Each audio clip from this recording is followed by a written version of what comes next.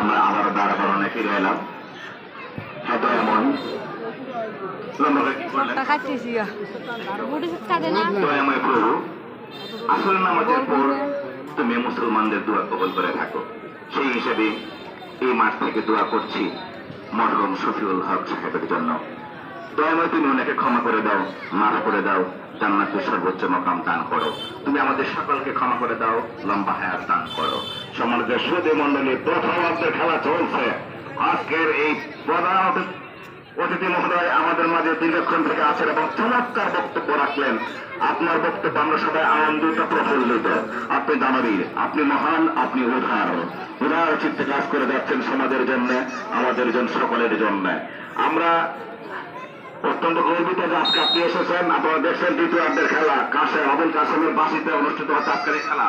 সহকারী রেফারির দায়িত্ব পালন করছেন জনাব আনোয়ার হোসেন এবং আবু বাক্কার।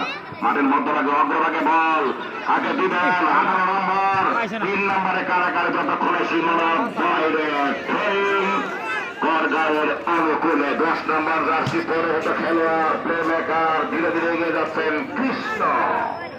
সেই কৃষ্ণ কিন্তু সেখানে আছেন। চমক কিন্তু এখনো কৃষ্ণ দেখাতে পারেন, কিন্তু না থামালেন। বুধু সামনে বাড়ালেন, আবার আক্রমণ হতে পারে, কাকে দিবেন? সম্মানিত শুধু আমাদের মাঝে উপস্থিত আছেন যেমন আমাদের সবার প্রিয় যারা কালাম স্যার সাধারণ সম্পাদক সমাজ কল্যাণ সংস্কৃত ক্রীড়া পরিষদ। স্যারকে অনেক ধন্যবাদ, অনেক কৃতজ্ঞতা জানাই। অনেকটা কাছাকাছি পৌঁছে গেলেন। গোলকিপার নীরব তালবন্দি করলেন, গোলকিপার জয় তালবন্দি করলেন বল।